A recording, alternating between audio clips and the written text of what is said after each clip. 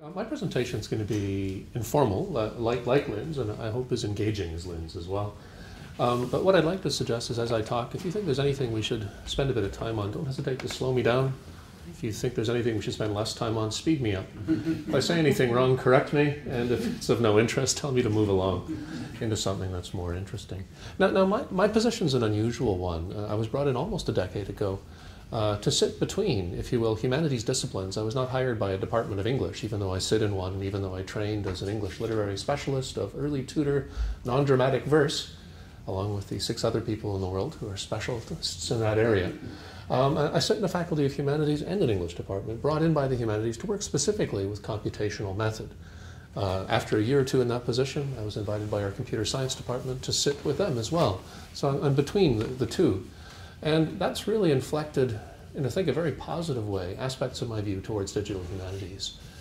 My view of digital humanities, just to be upfront and open and honest, because we're all sharing and caring, and I want you to know where I'm coming from, is that digital humanities exists between what's been always done in the humanities. I believe the humanities is the understanding of human experience over time by the representations we have of that experience, and computational method, embodied in the computer sciences, but also computer sciences itself, a very large area that sits in an area, it sits in a group beyond a computer science department.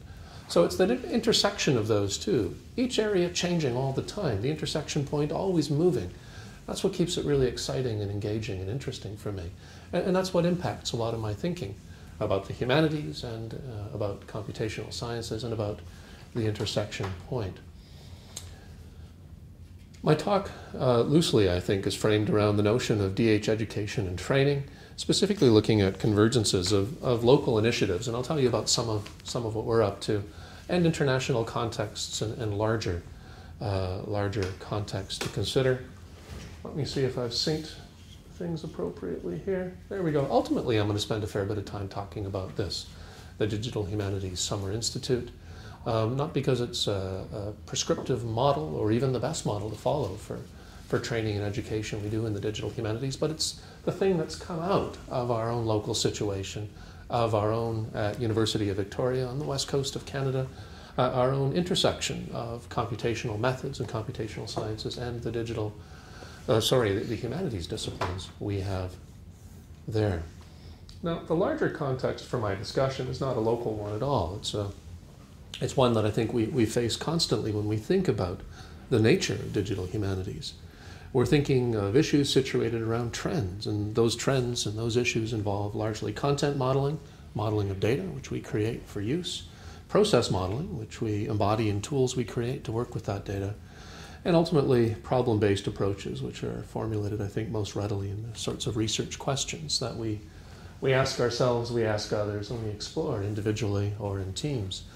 Some of you will have seen this before. Some of you in this room will have originated this.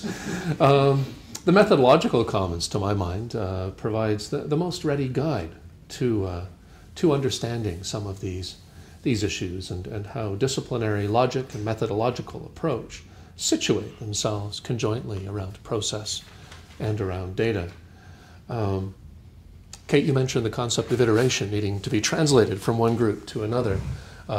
Here I think it's terribly important, not only just as a general concept, but because those who know the notion of the methodological commons, and we happen to have an originator, an expert sitting right next to me here, know that over time, even the graphical representation of the methodological commons has iteratively evolved. I think you have, what, 4 different visualizations publicly available, at least.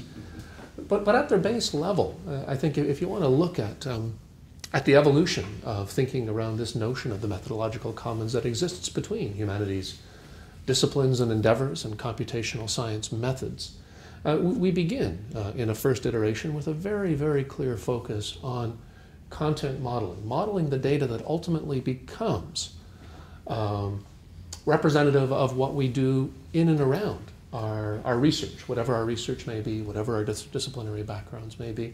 If you don't have the data modeled, you can't do anything computationally and digitally with it. That doesn't mean you can't do anything. It just means you don't have the basic prerequisite for a digital engagement of that. And that's only if you accept that my understanding of the humanities is at the humanities represent human experience over time based on the data, if you will, of that experience as we have access to it. So the first iteration focuses on content modeling. The second iteration focuses more strongly, I would urge, on process modeling, embodied in tools, embodied in the methodological approaches that we render, we enact upon that computationally modeled data. It's much more complex than that, and I'm oversimplifying. But ultimately, those two things move towards the larger context in which we model data, in which we model content, in which we model process. And that is the research problems that we originate. That is the problem-based approaches we bring to that material. That's the view, I guess, from 30,000 feet, and I hope it's rendered accurately. Do you take issue, Harold? We could thumb wrestle later if you do.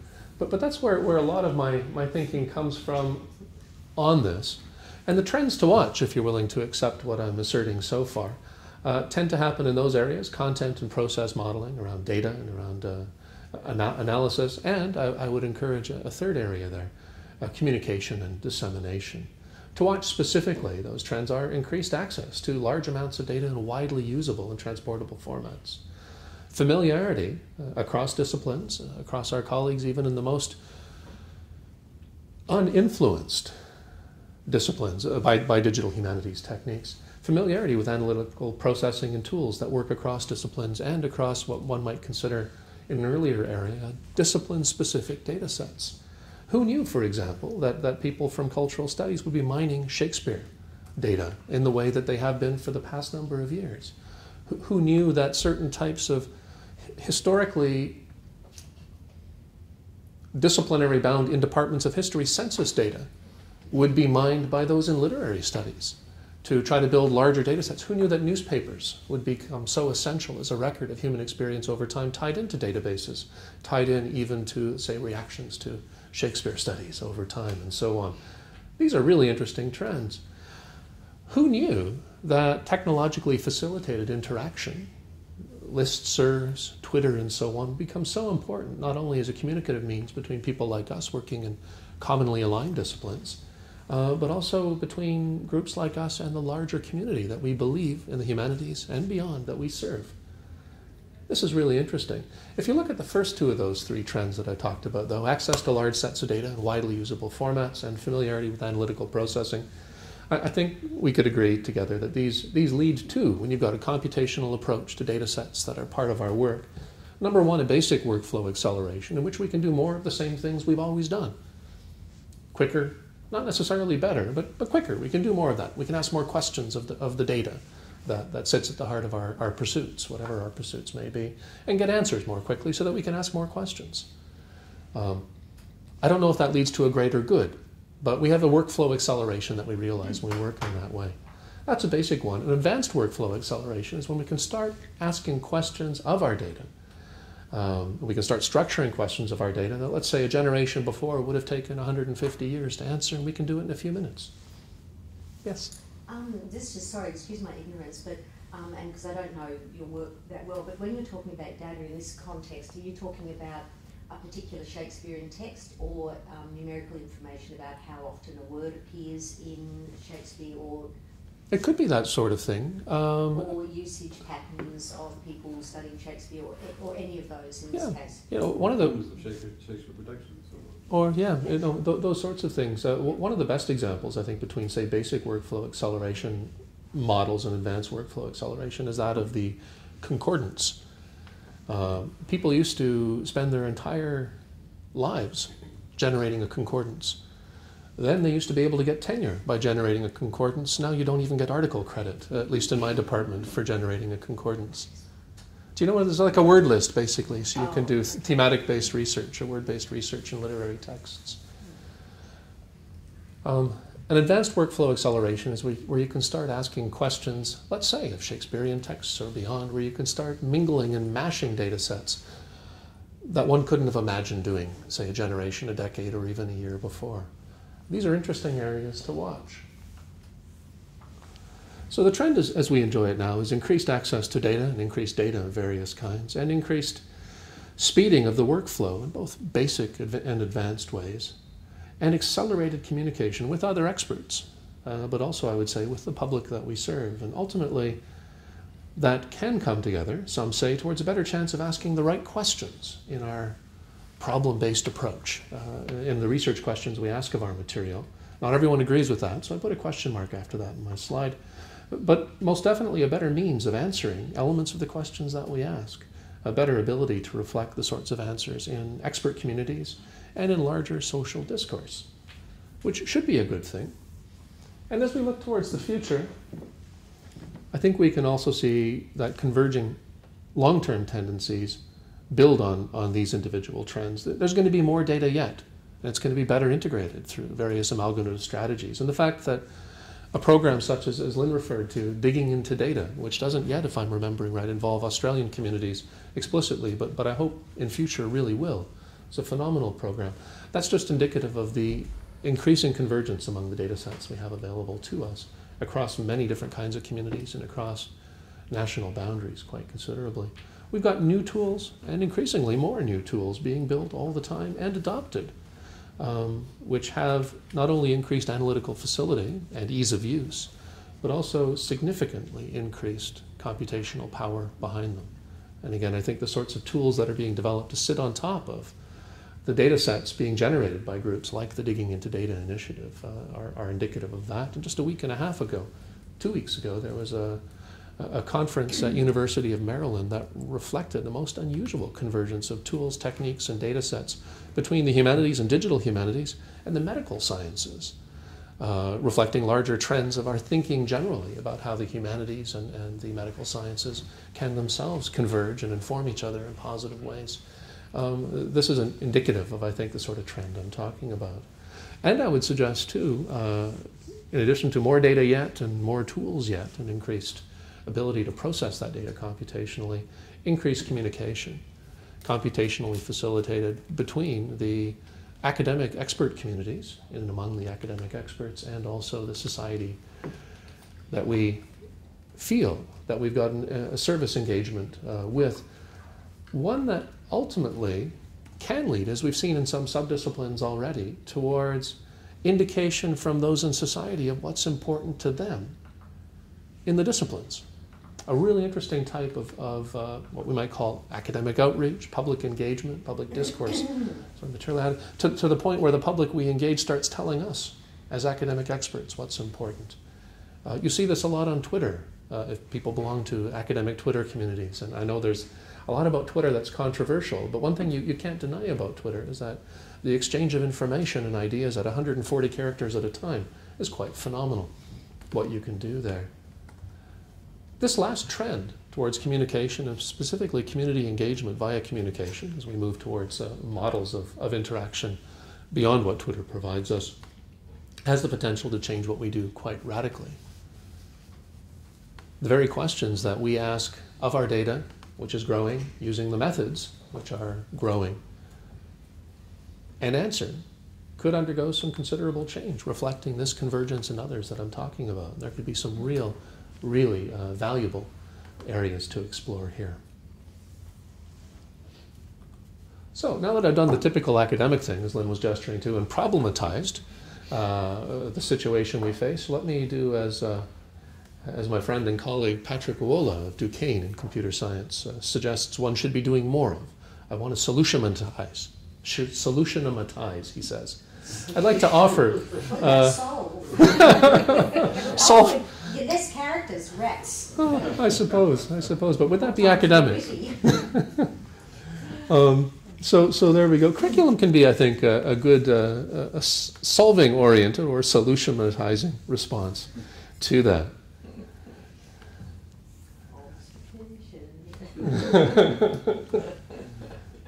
A typical response to DH or from DH, its models and its trends, I think can be typical. It can be a tricky thing. There is no such thing as a typical DH response to things. But one thing we know is where DH responses sit. They sit institutionally, they sit administratively, they sit collegially, and well beyond. A key response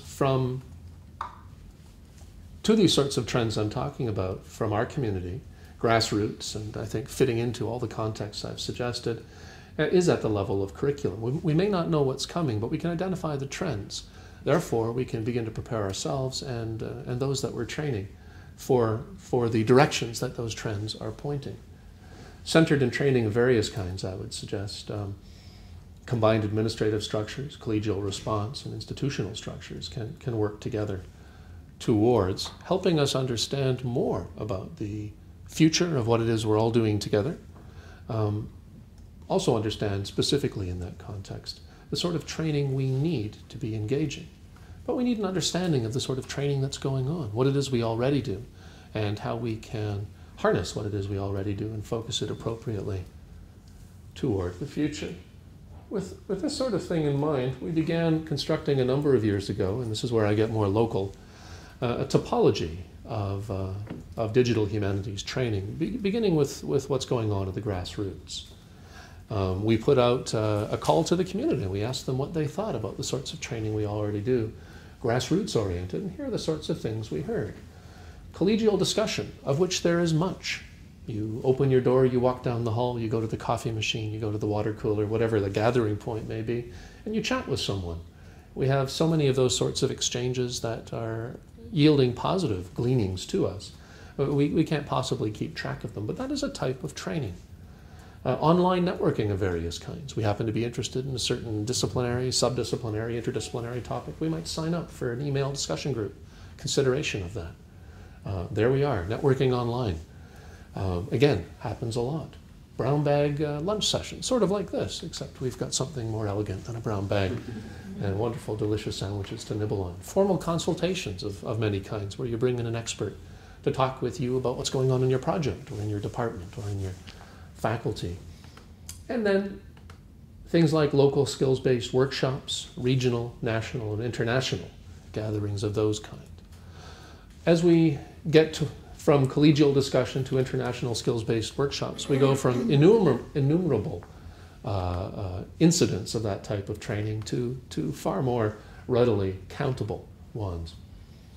We then asked our group that we were working with to go the other direction, to begin with the top down, starting with the things that are most formal, and try to work us down to the international skills-based workshops. And what we got were examples of dedicated PhD programs, dedicated master's programs, dedicated undergraduate programs, DH-inflicted.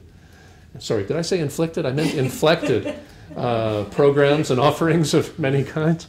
Whoops, and I'm one slide behind. I apologize. There we go. And occasional accredited DH curriculum of again, almost uncountable kinds. This basic topology established working, as many of those in digital humanities do, with the community to understand a community phenomenon.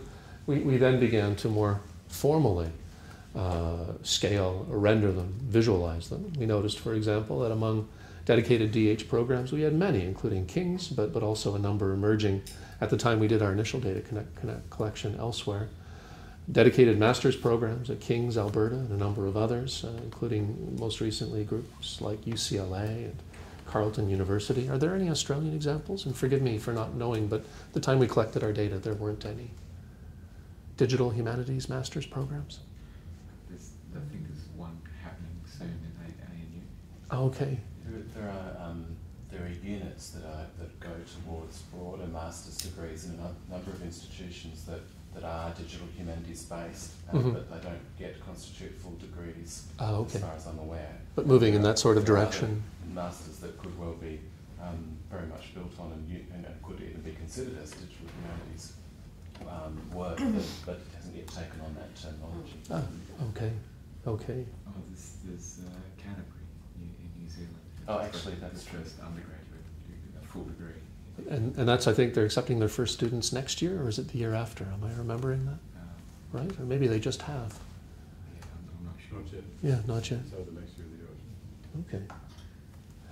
There are many of these sorts of things emerging. It's very difficult to keep up. We did our data collection 2 years ago, and by the time we concluded our data collection and reported back to the community that gave us the data, they said, oh, no, you're all wrong. It's all changed. So I am giving you slightly older data here, but I will give you up to this morning data at the end of my talk on some things.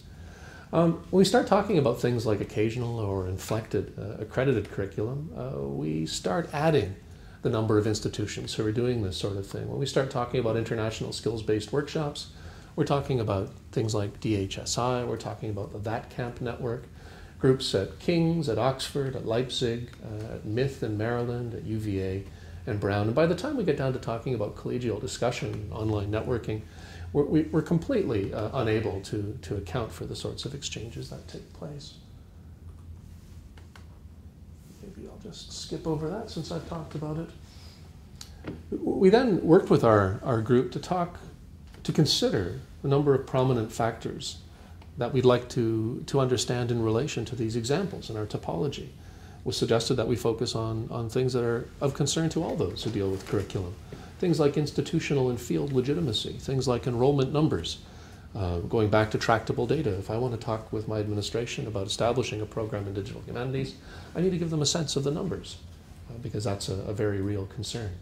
Cost of delivery came up, formality of offerings came up, ease of establishment or implementation of this curriculum came up, and I think most importantly, in a field that moves, between fields that move, humanities and computational science fields, at that intersection which is constantly shifting, the notion of agility with respect to developments in those fields. Oops, where am I there? So we came up with our topology then that was gathered and ranked in terms of things like those factors I mentioned. And we noticed very clearly that as we got to the top of the top-down view of training types in the digital humanities, we had very high institutional legitimacy, very high levels of formality, very high, unfortunate per-person costs. As we got down towards the more numerous, we had lower institutional legitimacy, lower formality, and lower per-person costs. But we also noticed, as we got closer to the more flexible and informal, bottom-up sorts of training opportunities in digital humanities, we had much higher approximate numbers. We had much higher ease of implementation and much, much greater agility, something very important for a field that's evolving between evolving fields. At which point we imagined what was the most positive point of intervention, again from a local perspective within that international context. And I don't know how many people here play racket sports, but it's a dangerous activity, and I've got the busted Achilles tendon to prove it. When you play a racket sport, on the racket there's this thing in the middle where's the ideal place to hit the ball called the sweet spot. And regardless of my current inflection, there is a sweet spot there and a sweet spot here too. We determined that the best point of intervention, balancing institutional legitimacy, formality, per person costs, very important, but also numbers, ease of implementation, agility, was right in the middle at the level of the international skills-based workshop. And that led to our initial foray into what we now call the Digital Humanities Summer Institute, pinning our intervention in a region within that topology that allowed relative ease of agility, relatively high numbers at low per person cost, a relative amount of formality in offering, but flexibility as well to meet needs evolving and new.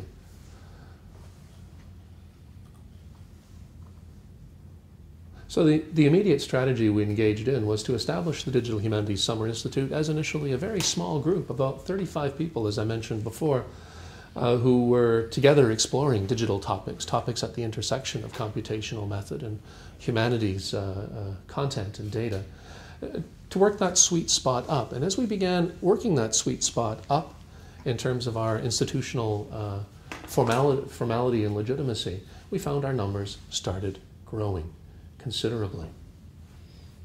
Let me tell you just a little bit about the DHSI in this context, and I'd like to just ask us to think back to some earlier divisions, earlier issues and areas in the contextual part of my talk that I asked us to consider. Number one, notion of modeling content as data. Number two, the notion of modeling process as tools, let's say. And three, problem-based approaches, research questions, and so on. Our immediate strategy in DHSI was to bring people into data modeling initially. I don't know if you can read that from the back, but our two introductory courses focus on text encoding fundamentals and their applications, and digitization fundamentals of non-textual objects and their applications. So we focus on modeling text within the text encoding initiative framework and non-textual things, images, sound, moving images, and so on beyond that. That's our basis for our curriculum. Our intermediary training builds on that. Again, I apologize. I didn't know how large the display would be, and so that's a very packed slide.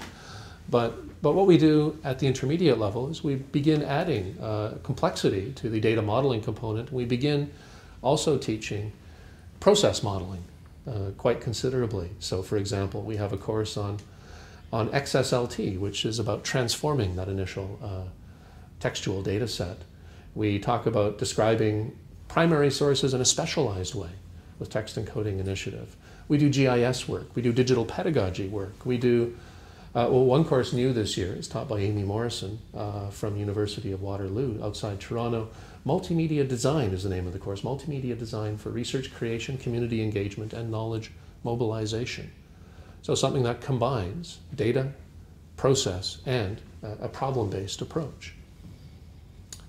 Digital humanities databases, augmented reality, games for digital humanists, visual design for digital humanists, physical computing and desktop fabrication, DH projects for the mobile environment, developing apps, and so on. And then as we move up in the expertise level even yet, we have more and extended examples of data, process, and problem-based approaches, large project planning and development, digital editions, text analysis, Caesar Analytics, which is another type of text analysis platform, versioning and collation, 3D modeling, cultural codes and protocols for indigenous digital heritage management, documentary editing, which we'll be offering next year, not this year, and even a course called Understanding the Pre-Digital Book, which has prompted the response, when did the book become pre-digital? The answer is, well, when the digital world, I guess, overtook elements of it, at least in some communities, like the digital humanities community. Ray, this is summer school, so what are these, 4 weeks each, or? Actually, we run them all at the same time for 5 days. So it's a very intensive curriculum. So like a 4 to 5 day for each of these units? Pretty much, yeah. Yeah, our model has been 35 contact hours, which is enough to have, in most systems, a formal accreditation associated with the courses as well. And how many people would typically attend one summer school?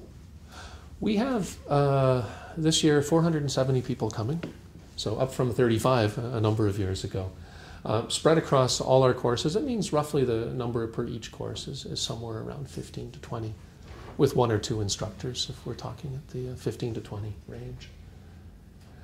Now, this sort of development as a response, on the one hand, it's great having lots of courses, but ultimately it's a community-based response.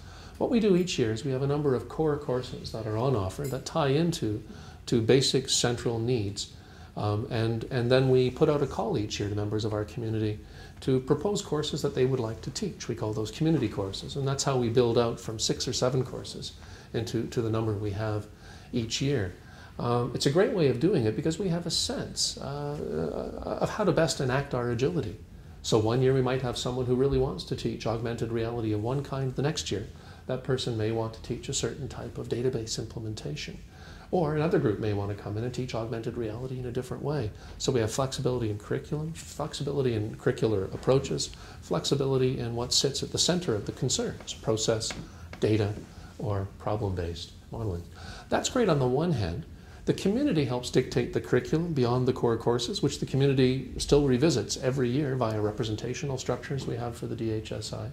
And we work with a much larger network of sponsors who are involved with us. And giving you a sense of the many sponsors we have this year for DHSI, people and groups as close as the University of Victoria, and our provost and our research office and our Faculty of Humanities and our library, and as far away as Guelph, which is near Toronto, and Texas A&M, which is even further away than Toronto from us, in Victoria on the west coast of Vancouver Island, University of Washington, University of Tokyo, and Ritsumeikan University.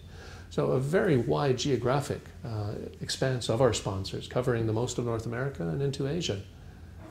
We also work with a number of organizations to ensure that our own alignment is reflective of the larger international trends here, including the Alliance of Digital Humanities Organizations, one of our sponsors and partners, including also the Canadian Federation for Humanities and Social Sciences, a group that represents somewhere like 80 different disciplinary associations and up to 85,000 individual academics in the Canadian system.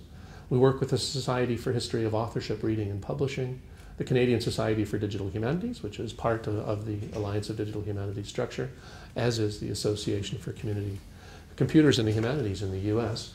And we work with a number of key projects too that tend to send their groups to us to work with us on training their research assistants up to their directors in the various techniques pertinent to their pursuits, including a number of groups like NINE. Some people will know the 19th century network that exists in and around, based at the University of Virginia.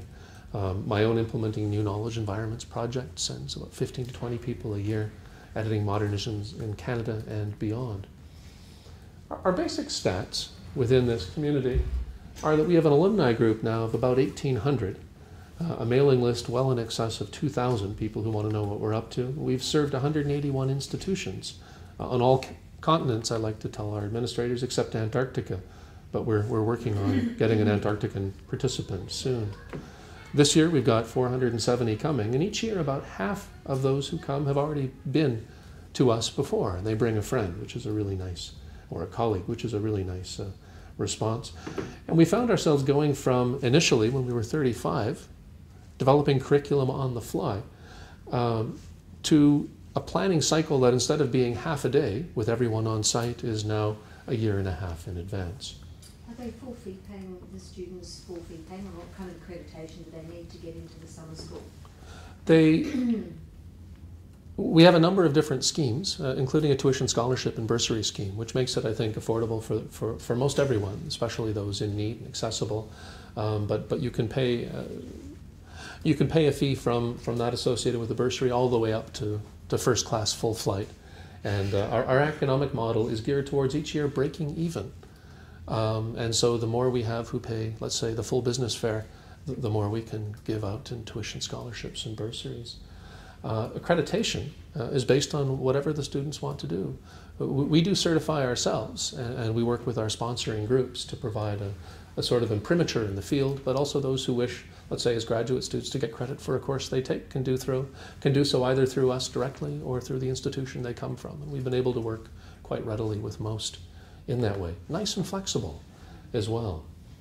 So our immediate strategy is not only working with our partners and our sponsors and so on, and ensuring that we're meeting their needs, but we're also now working with the International Training Network, with curricular partners that include us, DHSI in Maryland, and partners in Leipzig, Oxford, at Bern in Switzerland this year, Paderborn in Germany, and well beyond, including our Canadian Federation for Humanities and Social Sciences. And we're looking now, within this larger context, to understand international training needs, not just those that have related to us and our partners and sponsors over time. Our next steps are towards that larger network. Do I have about 2 or 3 minutes, do you think, Harold? And we're interested there in specifically understanding and meeting the needs and priorities of that network. So a couple days ago, I sent around a questionnaire. It's a method we use commonly in the digital humanities and beyond to get a sense of what were the priorities of those who are interested in training or receiving training in the digital humanities. Here's what they said. In addition to working that sweet spot up, in addition to participating in the sorts of things that I documented before as part of our topology, they were interested in the level of percentage response. This is up-to-the-minute data harvested this morning. The others is about 2 years out of date. 58% said that they wanted to discuss institutional integration. That was our lowest supported priority, which suggests to me that right now people are quite happy with the way in which we're doing things in our networked offerings now around the globe and around the year, by having those who wish formal accreditation opting in rather than having that as part of the whole thing. Integration with ADHO as perhaps a special interest group or something along those lines came in slightly more popular, and this is a direction that all those who have been steering this group would like to pursue much further. Participating in discussion about coordinated international partnerships across offerings, facilitating more what we already do across this larger network that I mentioned is very important to the group as well, as is curricular coordination, ensuring that, that we're offering not only some of the same basic core skills, but complementary offerings across the network. to ensure that those who would like specialized points of entry or specialized augmentations of current skills can have them at different places at different times. Discussion about curricular models generally. You saw the topology I showed earlier. Many different types of training exist in many different areas. We've been engaged in active discussions about the models of that delivery and the formality of that curriculum and which programs that curriculum's offered. This is a priority for our community as well. As are things like shared publicity. If you're doing something at University of Western Australia, wouldn't it be great to have a network that would broadcast that around the world? And thankfully we do. Not necessarily this one, but many networks of that kind, including the Humanist discussion list, where I first saw notice of our time together, well, after having the pleasure of being invited to speak with you and spend this time. A formal summit for digital humanities training is something else that's come up so that we can talk about next steps in a more official and perhaps officious manner. Temporal and geographic coordination. And interestingly, top of the heap in terms of responses is something that we all do for each other anyways. We provide advice and peer support, but that's something that folks felt was very important to have at the next step for our network as well.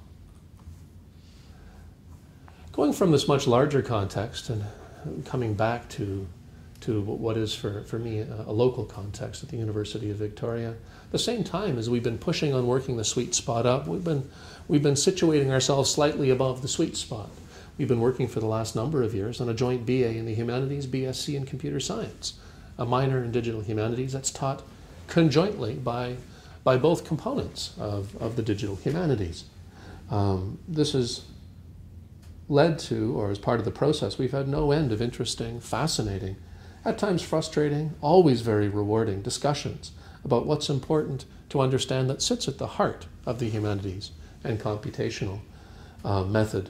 We hope, though, by 2014 to be welcoming our first undergraduate students, and we have a core curriculum already in place. We've been teaching that for 3 years. That cohort grows, doubles almost every year. We began with 10, we then hit 20, but sitting at about 40 this year. By the time we have our full joint BA, we'll have a very robust cohort for that. At the same time, also, we're working on a graduate professional certificate diploma in the digital humanities. That's based on what we do at DHSI. That's based on what we do also in conjunction with our partners who offer similar accreditable curriculum. We're hoping that will begin also in 2014. And one of the pleasures I have when we get back to Canada next week is to have a meeting about the entry date for that. That's about all I have to say. I really appreciate the opportunity to share with you some of the things that we're up to, some of the things that we're up to in conjunction with some of those in this room. And would be really, really interested in the sorts of things you might have to say about this and what would be of value to you as individuals representing the areas you represent, but also perhaps representing the larger context for the talk, which is the AADH, as well as the University of Western Sydney and the new School of Digital Humanities. Thank you.